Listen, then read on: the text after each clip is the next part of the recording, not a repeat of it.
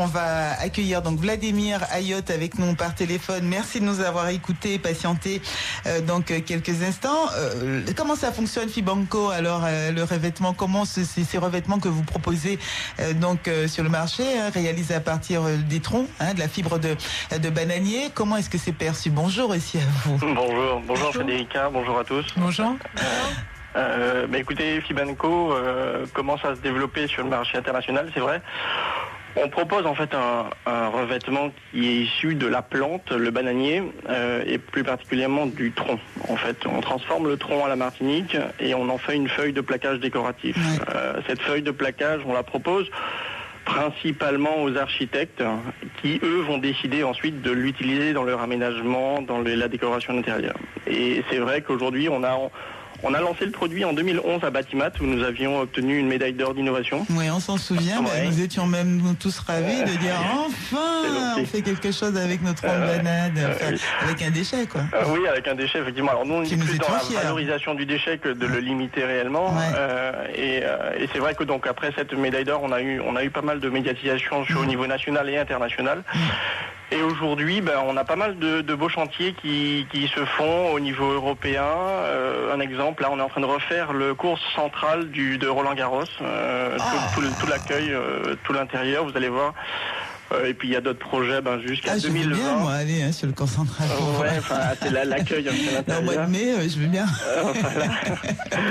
On a d'autres projets intéressants qui vont sortir au mois d'avril. Plus sérieusement, ça veut dire en réalité, parce qu'on pouvait se dire, voilà, un produit comme ça qui arrivait sur le marché, nouveau, innovant, c'est bien beau et tout cela, mais là vous êtes en train de nous dire que d'abord il est durable, il est efficace, donc il y a une reconnaissance de la qualité en fait du produit et qu'on peut aller très loin finalement avec. Effectivement. En fait, le bananier, son avantage principal et le plus fort argument de vente que nous avons, c'est que c'est une herbe. Et donc, quand un architecte va utiliser ce revêtement décor, il ne va pas utiliser d'arbres. On a une esthétique de bois, mais on n'est pas du bois. Et on est naturel. Et on n'est pas une imitation bois comme on peut le retrouver sur du stratifié qu'on retrouve un peu partout. Vous avez un chantier local qui a commencé, c'est la rénovation de l'aéroport, la SAMAC, l'aéroport Aimé Césaire, où vous avez les banques d'enregistrement et d'embarquement qui ont été refaites avec nos produits, vous pouvez le voir. Et c'est vrai que ce produit commence à être reconnu, mais ça prend du temps parce que faire connaître le produit, c'est bien, mais ensuite il faut l'utiliser. Et on est dans des cycles de vente assez longs avec des chantiers qui doivent se mettre en place. Et donc ça prend du temps, mais on y arrive doucement. Aujourd'hui, l'impact que ça, alors là on peut dire, on veut parler d'une réussite pour l'instant du produit sur le marché commercial. Maintenant pour la matière première que vous utilisez, donc ces fameux troncs de bananier qui après la récolte effectivement sont coupés, ne servent plus à rien. Quel retour vous avez de l'exploitation agricole puisque finalement vous récupérez tous ces troncs? Alors, on récupère pas tous les troncs, on récupère effectivement ce dont vous avez besoin. Oui, bien sûr.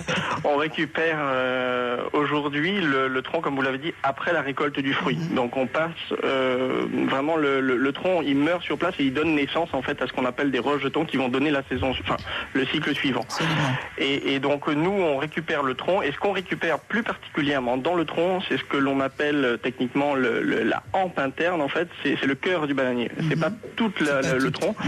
Et réellement, ce qu'on va récupérer représente 4 à 6% de la matière sèche de la plante. Donc pas grand-chose en soi. Donc le retour d'expérience des agriculteurs, c'est qu'aujourd'hui, on leur apporte un petit revenu supplémentaire de leur parcelle, parce qu'on rémunère ces troncs, on les récupère en payant cette matière végétale.